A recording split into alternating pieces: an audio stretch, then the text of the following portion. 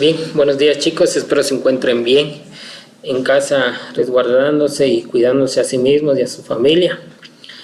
Hoy pues vamos a entrar de lleno a la primera guía o el primer tema del cuarto bimestre. Un cuarto bimestre que será bastante sencillo, no vamos a ahondar tanto en los temas.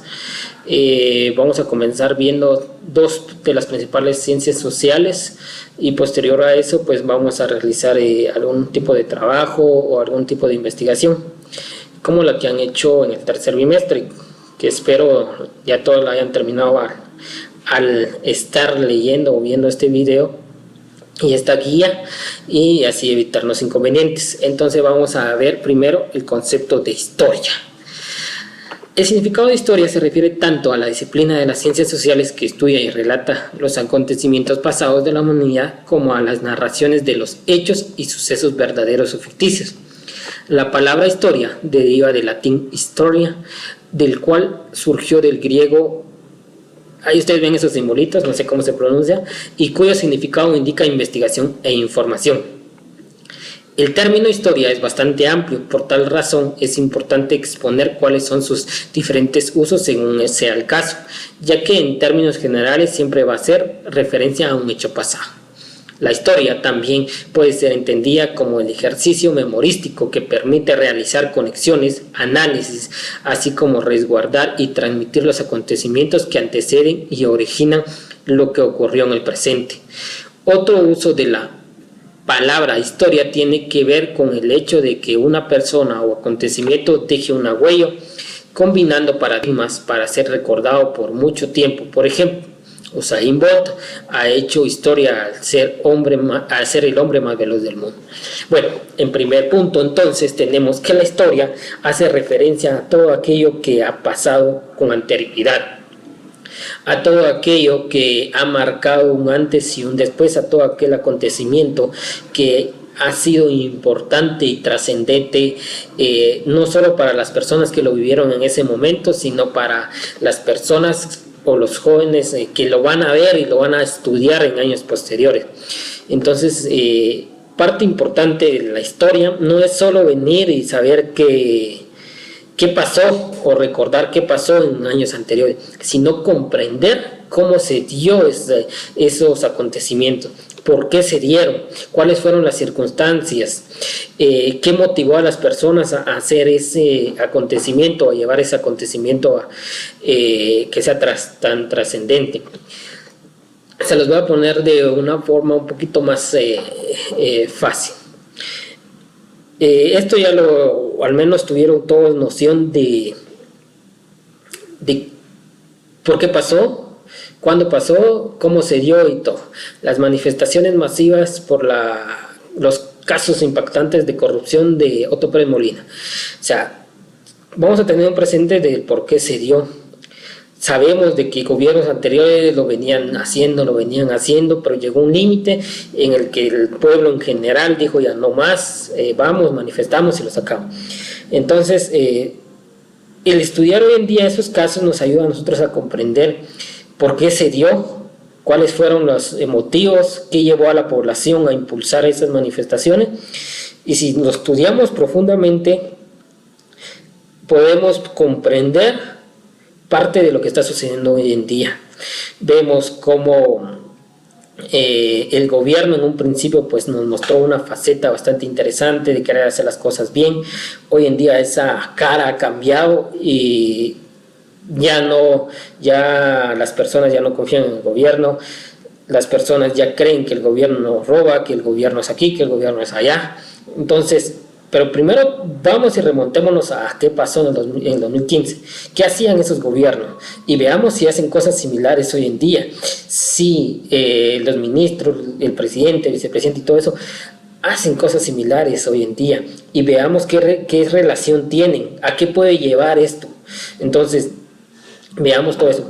Lo que hoy en día está pasando de la pandemia, la comprendemos o ha sido un poco más fácil de manejarla porque gracias a la historia tenemos relatos de qué pasó en la peste negra, de qué pasó en la peste bubónica, en otros grandes acontecimientos importantes similares que han pasado en siglos anteriores, qué medicamentos se utilizaron, cuál fueron las medidas de precaución que tomaron en ese momento, cómo se erradicó, cuáles fueron los problemas que presentó, etcétera, etcétera. Entonces todo eso, gracias a la historia, los libros de historia que han documentado eso, hoy en día pues ya teníamos una idea de a qué nos enfrentábamos, a qué teníamos que asimilarnos, a qué teníamos que acoplarnos en la nueva forma de vivir, qué hábitos teníamos que tener. Pero si no teníamos ningún precedente, entonces hubiera sido más difícil comprender la situación de la pandemia actual.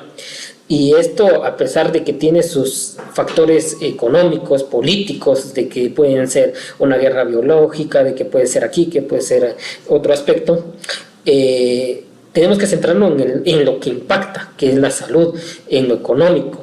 Entonces, gracias a la historia podemos retroceder siglos atrás y estudiar cómo impactó en ese momento y tratar de controlarlo, o evitar que si hace un siglo fueron 16 millones de muertes, hoy en día sean menos. Hoy en día hasta el momento llevamos cerca de 700.000 o 800.000 muertes, si no mal recuerdo, y cómo ir controlando todo eso. Eso es la historia.